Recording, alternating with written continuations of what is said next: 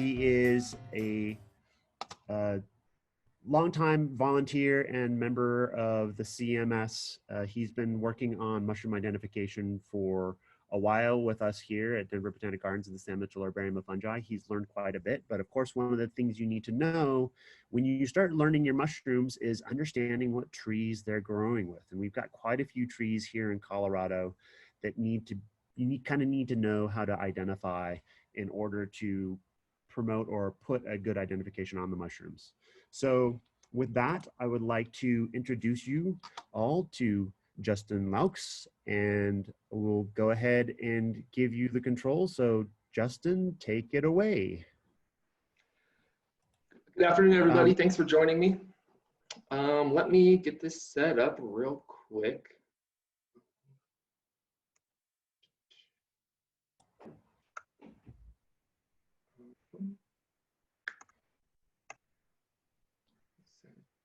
How does that look, Andy?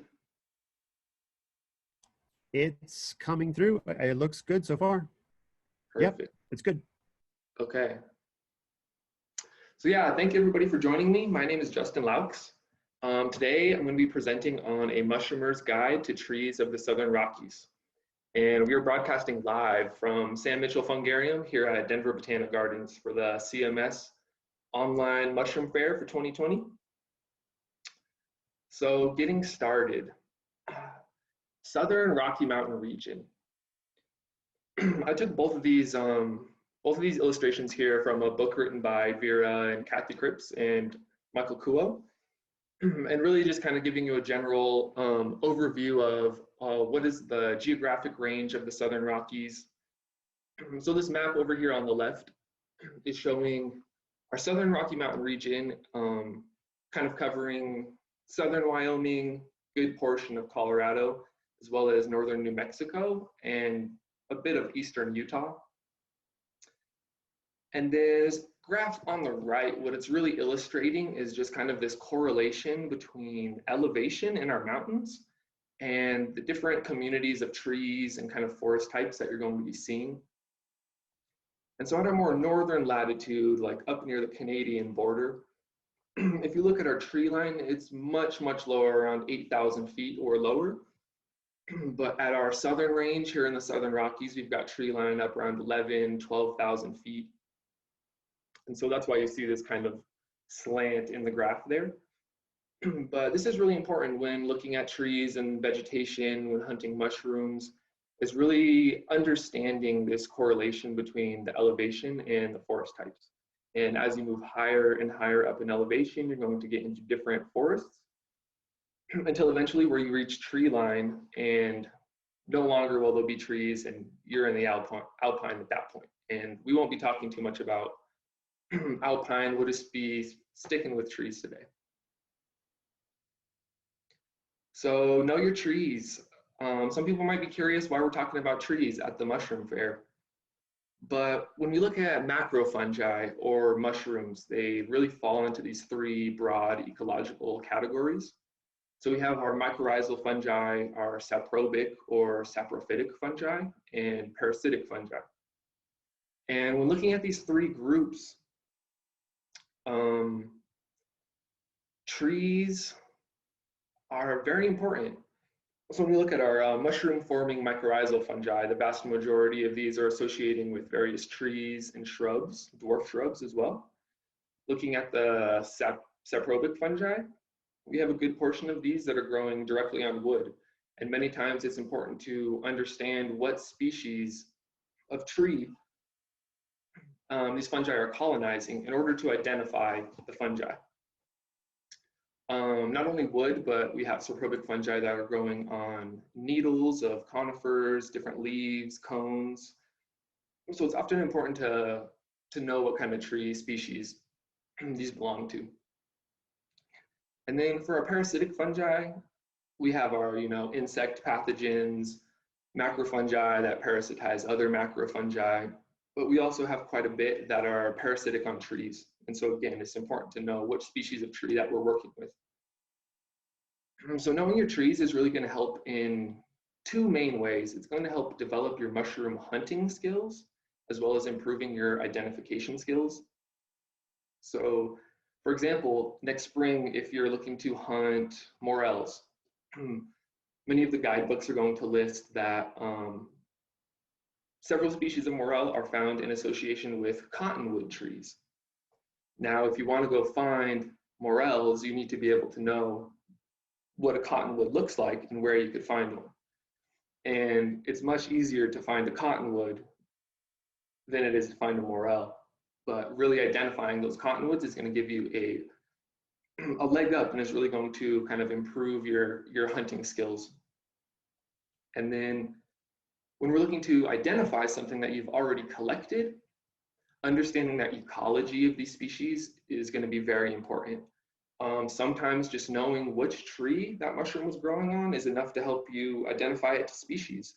Sometimes we may have multiple species in a genus that can look pretty similar, but being able to distinguish, oh, this one's growing on Douglas fir and this one's growing on an aspen, that alone can help you sometimes distinguish between species.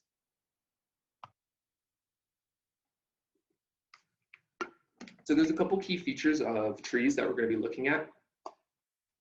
And obviously one of the main ones are leaves. So when we're looking at our trees, they kind of fall into two broad categories: our gymnosperms, or our conifers. And that includes our pine tree family, the Pinaceae, as well as our junipers. And then we have our angiosperms, which are our broad-leaved trees. And these produce more of your classic leaf shapes. They also produce flowers and fruits, whereas our gymnosperms are producing cones, various cones. And so the main features that we need to be looking at for our leaves are pretty self-explanatory, but we want to be examining the shape, the size, how they attach to the branch. Texture can sometimes be important, as well as color. And then for bark, some of the kind of key features that we want to be looking at for bark is going to be the texture of the bark, thickness, color, and then age is also pretty important. When looking at species, a younger specimen versus an older, the bark can be quite different and variable. So it's important to kind of understand what the bark might look like when the tree's younger versus older, to kind of prevent some confusion. We'll also be looking at cones. So again, these are our conifer or cone-bearing trees. Up in the top left, we have our pollen and seed cones of ponderosa pine. Today, we will just be looking at seed cones. Pollen cones aren't often used for identification. They're only really visible in a much shorter window out of the year. So seed cones are going to be what we're mainly looking at. And then same thing with our junipers. We have pollen and seed cones, which are people often refer to as juniper berries. But these are a berry-like cone producing a few seeds on the inside. And when we're looking at cones, we want to be looking at the size of them, the shape, how they attach, the texture, and color. Flowers and fruits. I'm not going to get too much into flowers and fruits today. There's just a few species of angiosperms that we'll be looking at.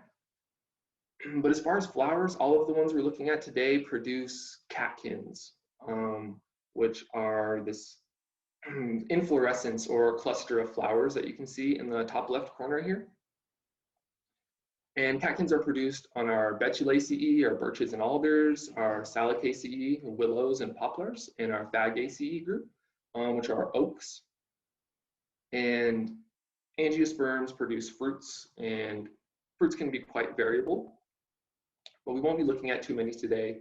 We have our samaras on maple acorns on our one species of oak, our gamble oak. And then capsules, which you'll find on aspen and cottonwoods. And these are fruit that dry, they crack open, and the seeds are released from them. And so here is a pretty short dichotomous key to the genera of conifers. So we have 5 genera of coniferous trees here in the Southern Rockies. And I'll post this on the Colorado Mycoflora website under the protocol section if anyone's interested in it.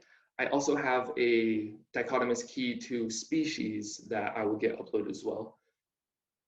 And for those of you who aren't familiar with dichotomous keys, it's pretty simple, but you're going to start always at the very beginning, and you have two options, 1A and 1B. You're going to read both descriptions and just kind of follow along whichever your tree species fits in best.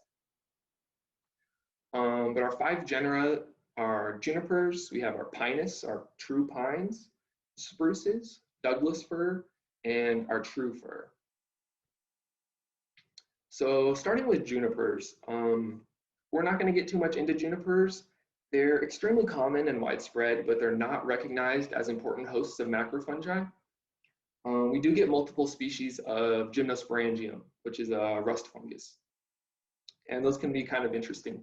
The reason we're including junipers, though, is because they make up a very important habitat that's known as the juniper pinyon woodland.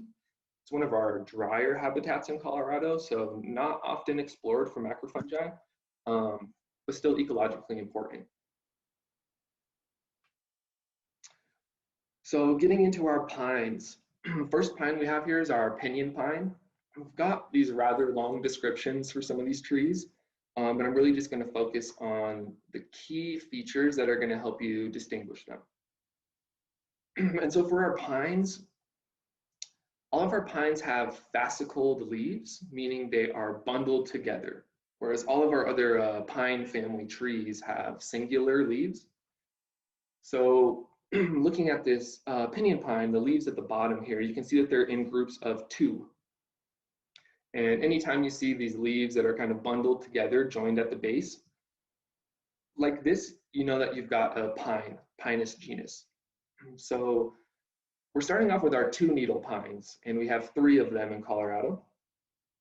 And Pinus edulis has the shortest needles of the 3, but also is inhabits the lowest habitat.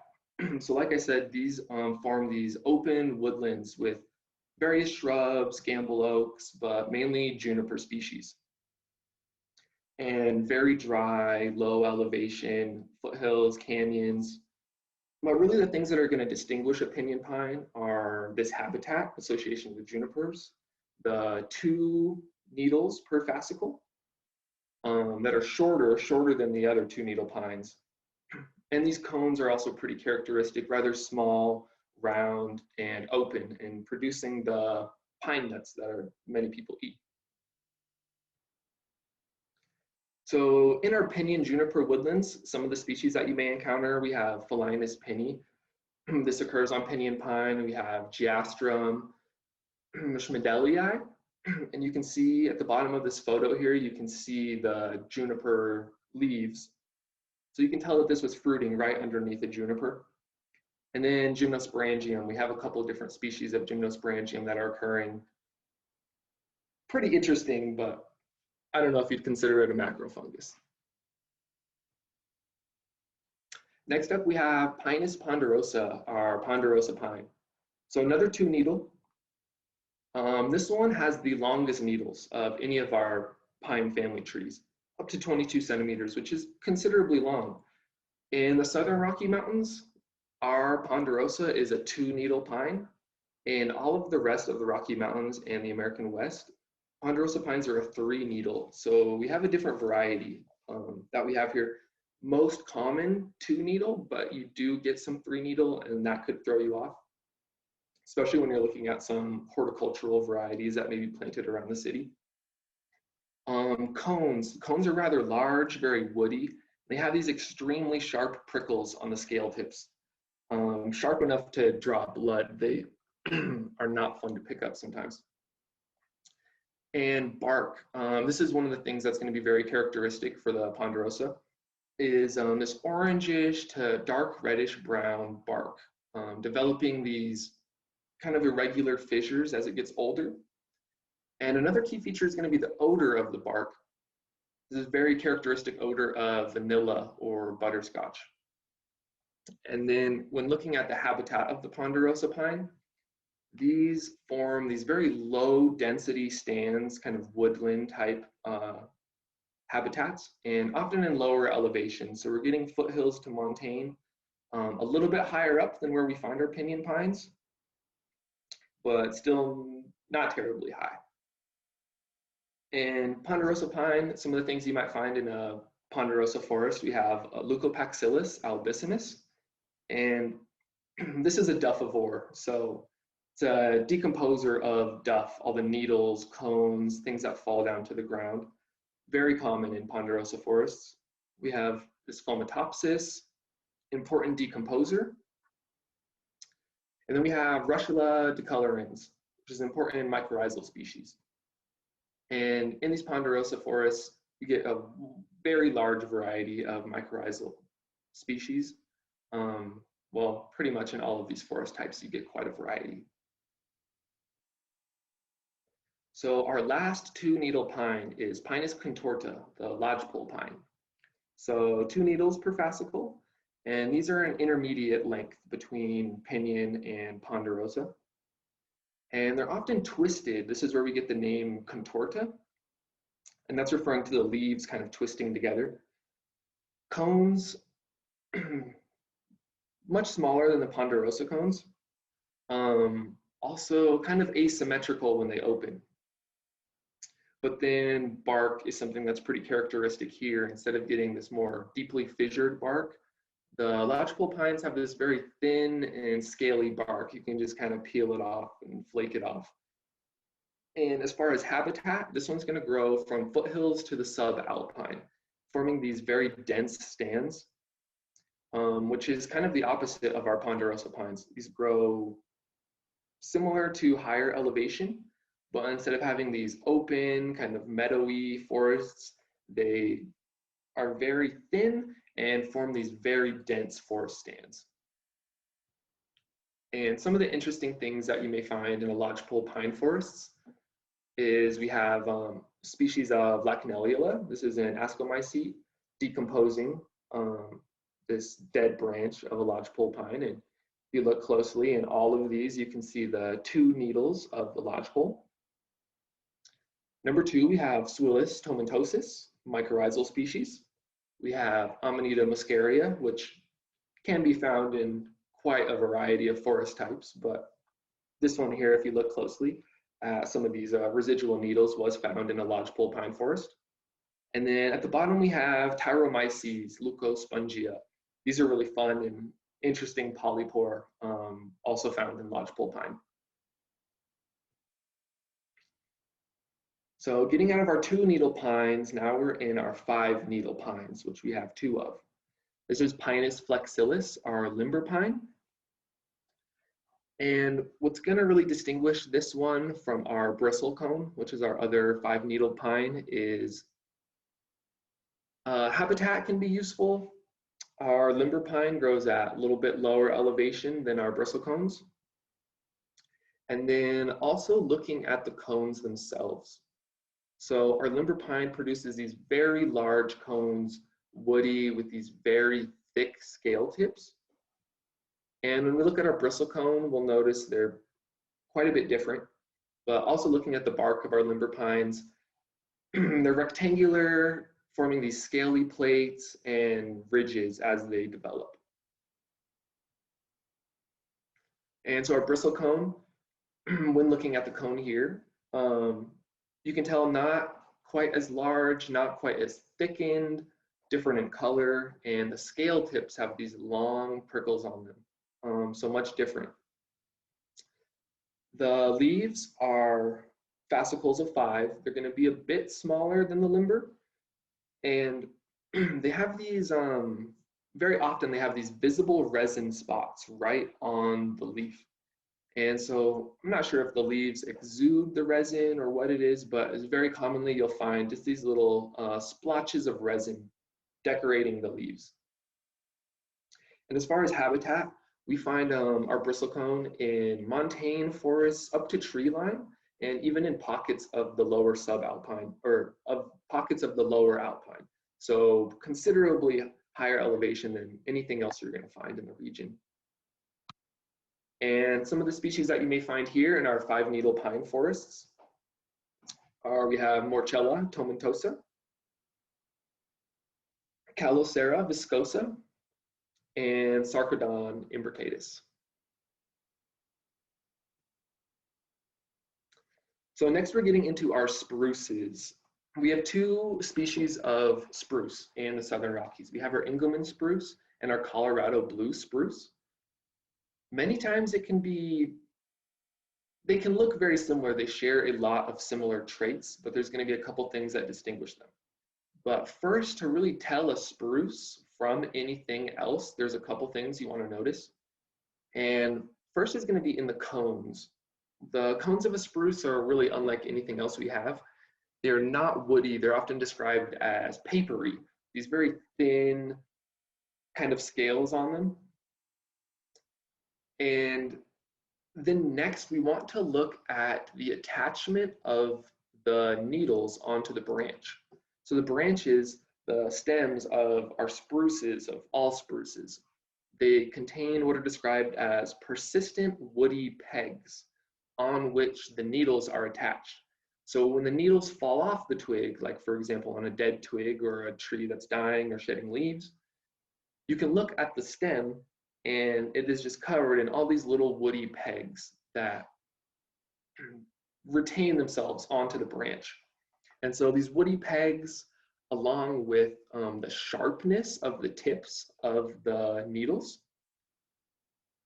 as well as the spruces, they have a square needle. So if you look at it in cross section, if you break the leaf in half, they're square rather than flat or rounded.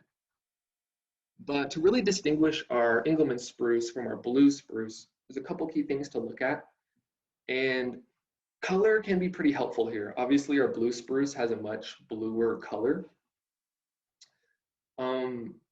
But this can kind of vary. When the Engelmann spruce produces new leaves, they can often have more of a bluish tone than their older leaves, can lead to a little bit of confusion. But the thing to distinguish them when looking at the leaves besides color is the flexibility of the leaves or the needles. So when you take this Engelmann spruce and you kind of bend the leaves with your fingers, these ones are a bit more flexible. If you take the Colorado blue spruce and try to bend the leaf in half, it'll pop, it'll snap real easily. So that's a good key feature. And then the other thing you want to be looking at is habitat. So our Engelmann spruce is quite a bit more abundant, and it also inhabits a higher elevation. So it's found in the upper montane and moist subalpine forests up to tree line, often forming these very dense stands with subalpine fir. And these Engelmann spruce subalpine fir forests are generally known as spruce fir, and they make up a huge forest ecosystem that is one of our high elevation forests here in the Rocky Mountain region. And so our blue spruce, as you can tell, has that bit of a more bluish color. It's also going to have that stiff needle that's going to pop and snap.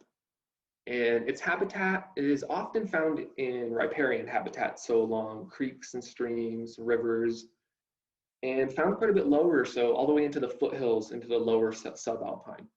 So if you're finding a blue spruce or any spruce that you're a little confused about, you want to be looking at the habitat and then kind of examining those leaves a little bit closer to help distinguish them. But oftentimes, if you're confused, it's okay just to write spruce.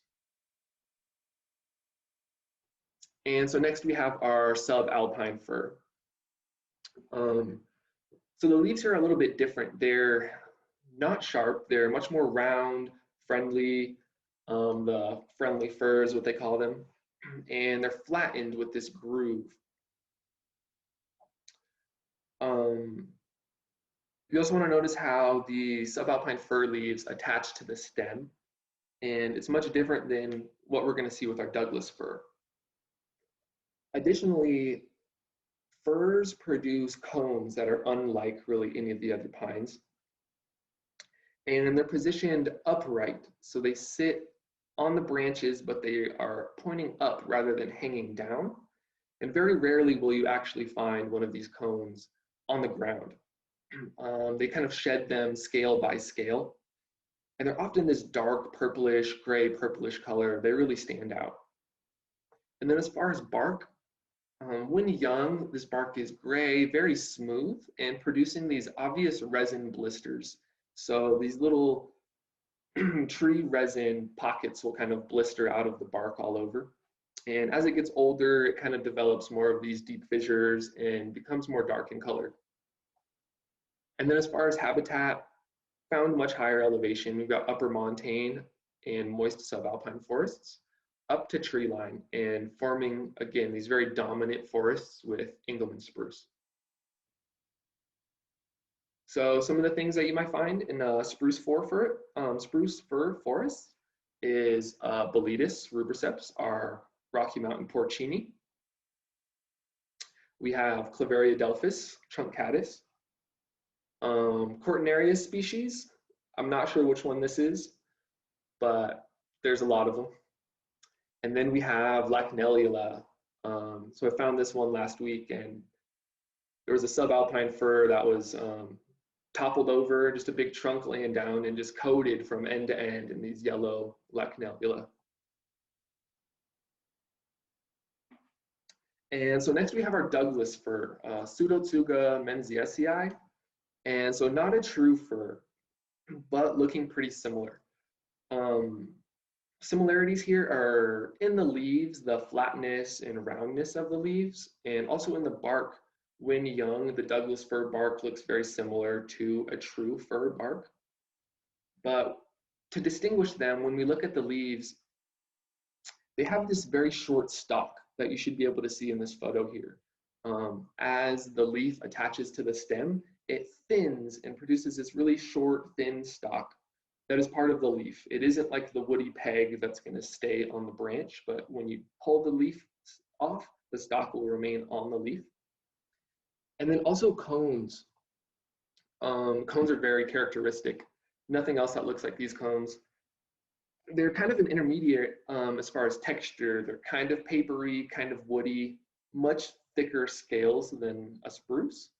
And they produce these very obvious bracts, these kind of three-pronged, papery little tails that hang out between the scales.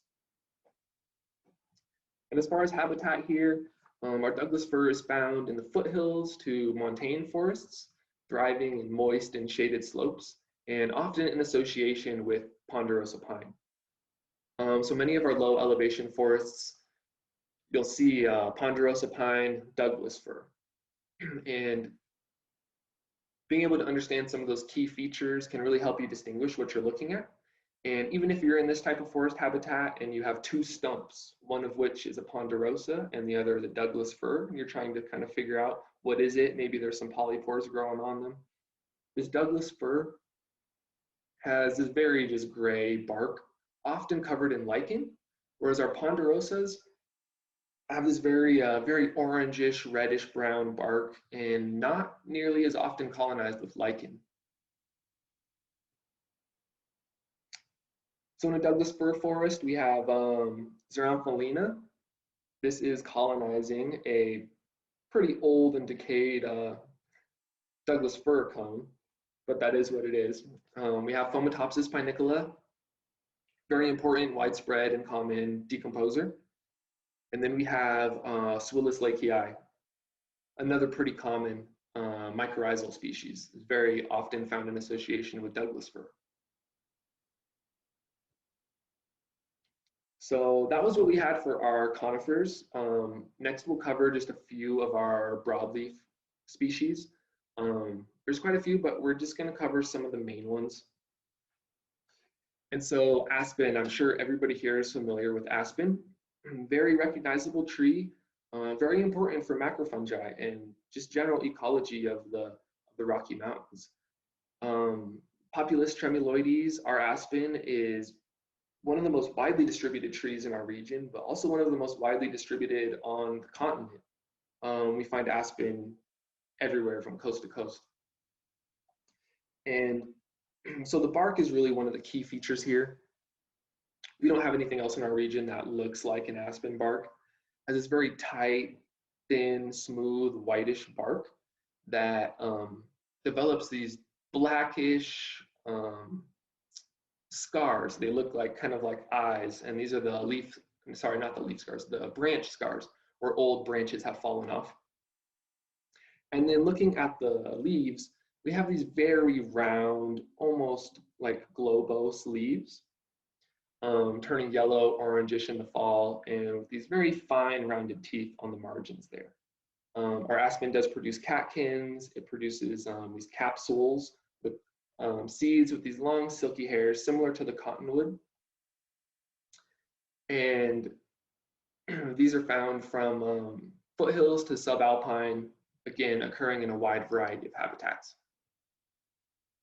So with aspen, we have Pleurotus populinus. This is one of our oyster mushrooms that we have here in the Southern Rockies. We have Phalinus tremulae. This is a parasitic fungus, very commonly found on aspen. Just about any aspen grove that you can find, you'll find this species growing on it. And they kind of blend in. They look kind of similar to those black leaf scars. We have this Lexinum here, kind of a controversial mushroom as far as edibles go, but we do know people that eat them, other people that stray from them pretty religiously. And then Peniophora rufa. This is a cool saprophytic mushroom found just coating the underside of an old aspen log here. And so we have our cottonwood. Cottonwoods are going to be pretty easy to ID. Populus deltoides. Deltoides is referring to that triangular shape of the leaf, and producing pretty large leaves, very wide, with these broad teeth, nearly lobed. Producing catkins, capsules with that cottony, long, silky hairs on the seeds there, and bark. The bark of a cottonwood is very thick, deeply furrowed, and these things get very large. And cottonwoods are primarily only found in riparian habitats. They need a good considerable amount of water. So you'll find these next to streams and rivers, found usually in our lowest elevation habitats. So out in the prairie, up into the foothills a bit, but always found in these riparian habitats. And so with our cottonwood, some of the interesting species that we'll find, Morchella. We have Lentinus arcularius, which is a saprobic species. And then we have Vulvariella, another saprobic species commonly found with cottonwood.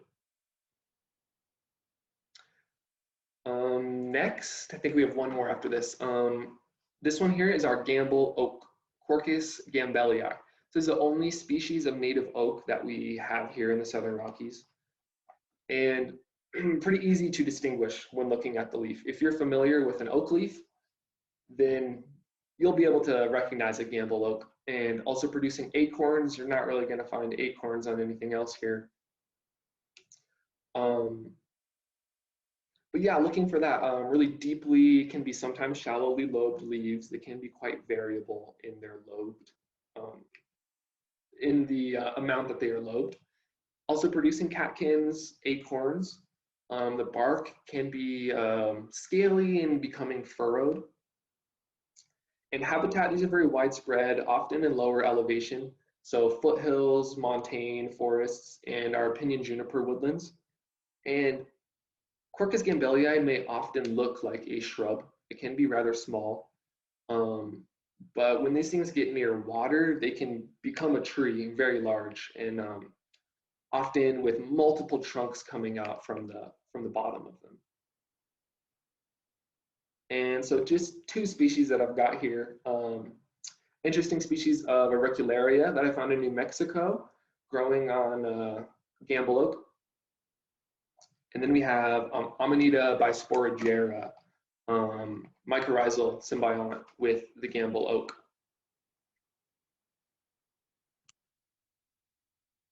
And lastly, we have Betula occidentalis. This is our water birch. So this guy's going to be recognized mainly by its habitat, its leaves, and its bark. When you're looking at the leaves, they have it's a simple leaf shape, but the margins are serrate to doubly serrate and sharp. So you'll look at the teeth there, and that double serration is kind of larger and smaller teeth alternating throughout there, producing catkins, samaras with a little nut attached. And this bark is pretty characteristic, rather smooth, thin, and with these pale colored horizontal lenticels. So all these little slits. And what those are, they basically allow for the tree to respirate, to breathe, because of the habitat that they're found in, which is like moist woods, creek beds, things like that. Their roots are often submerged and soaked in water. And so these lenticels allow the tree to breathe instead of just kind of suffocating. Um, but these don't get terribly large, and they often kind of, just decay and kind of break off. But we have quite a few different species that are important saprophytes that help break down this wood. And so looking at those, we have the Pycnoporus cinnabarinus. It's our cinnabar polypore. A variety of Scutellinia eyelash cups that occur on the bark of water birch. And then also some species of Stereum, another decomposer. These are all decomposers. But I think that's it. I think that's all that I've got today. I think that's about close to time for as many trees as we covered. But if anybody has any questions, comments, yeah, please reach out. I have my contact information. Um, Feel free to reach out. I'm on Instagram, LinkedIn, and dichotomous keys I will be posting onto the Colorado Mycoflora website. So please visit. Thank you. All right. Thanks a lot, Justin. That was really cool. If anybody's got any questions, go ahead and quickly put them up into the chat box of the webinar, and we'll read it out for Justin to share in the near future. So, yeah, Justin, can you say what has your experience been with like identifying mushrooms, and how has identification of trees helped in your identification of mushrooms? Yeah, so trees are really important. I can't even, the amount of times that I have collected mushrooms when I was starting off, I'm still a beginner and always learning, but when I first started off and collecting mushrooms, bringing them home, trying to identify them, I'd be working through keys or reading descriptions, and oftentimes you'll find, like with mycorrhizal species, um, like a species of Swillus, for example. Um, they can look very similar. Sometimes their spores can be very similar, but one species is found in direct association with Douglas fir, and another one may be found in direct association with lodgepole pine. And so when you come home and you have this mushroom here that you can't really identify very well, maybe you don't have a microscope, and you didn't pay attention to the trees where you were collecting, it can kind of be a hassle for you. But one thing that I have learned is being able to kind of look at pictures that you've taken if you've taken really good field photos. And sometimes you can kind of look for some of these key features in your photos. So you might be able to see cones in the photo, or needles, different leaves. You might see a spruce branch that you've noticed because it has those woody pegs on it. And so if you didn't take great notes in the field and you're having trouble um, remembering or understanding what kind of trees were in the area, you can sometimes look at the photos, and that can help you kind of distinguish that. And so, yeah, oftentimes, and especially when looking at saprobic species, polypores, it's going to be really important to understand what species of tree these were growing on if you want to help yourself get to a true identification. Yeah, so one of the things I'm going to do is I'm going to put in the chat for everybody is the link to the CMS shop. And one of the things we have in there for sale is a plant identification guide, some flowers and some of the trees of Colorado, but also our identification guides for mushrooms as well. And there was a question that came up on Facebook asking about whether or not In Gamble Oak regions, there's not a whole lot of water because Gamble Oak tends to be very dry. This person never sees, or Lisa never sees much fungi there. A few small pieces. Should Lisa ever expect more than that in Gamble Oak areas? That's a good question. Yeah, Gamble Oak, it's going to be a very similar situation with the pinyon juniper kind of habitat. I have tried collecting in pinyon juniper before and have found nothing, absolutely nothing over the course of a couple days. So these habitats, especially these drier habitats and even the Southern Rocky Mountain region in general is relatively dry, especially for mushroom hunters. So you really want to time these things with rains and moisture. If there isn't moisture recently, you're not going to have a good chance. But they are there. So it's kind of just about being persistent and kind of timing it well with the rains. That can be really important when hunting for macrofungi here in the region. Yeah, oaks are very important ectomycorrhizal fungal hosts. So you can expect probably lots of different mushroom species associated with our Gamble oaks. It's just a matter of hitting those Gamble oak spots at the right time. With the Yep, rains and come through, it's been a wet year, that's going to be the best time to look.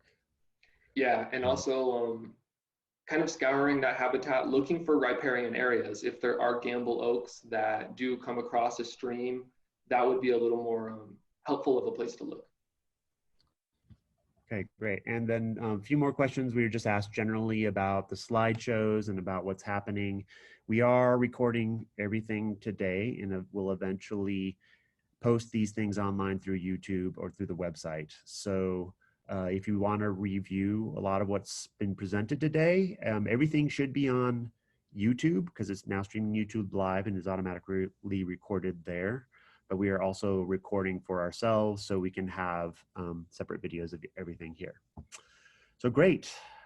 Thank you again, Justin. Um, One last question: for how long after it rains? Generally, you want to wait. You need probably a good solid week or two of rains that come through once or twice a week, because you need to get the mushrooms started with the initial rains, and then another douse of rains to get them. The mycelium underground needs to wake up, and then another bout or two of rains for them to start producing mushrooms. So if it's Mhm. been dry, you probably need about a good 3 or 4 good rains in a period of a week or two. And then you should start seeing more mushrooms popping up. Yeah, it surprises me sometimes with how dry it can be in Colorado. And even getting what seems like a pretty good rainstorm in a couple hours, I mean, that ground is bone dry again. I mean, that water disappeared pretty quickly.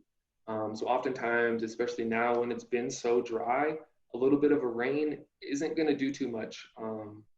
But really, yeah, waiting for those real good rainstorms, rains for a few day period, and then going maybe a day or a couple days after that. Right. Well, great, Justin. We're going to go ahead and move on to our next panelist. So we'll say Awesome. goodbye to you. Thank you. Thanks.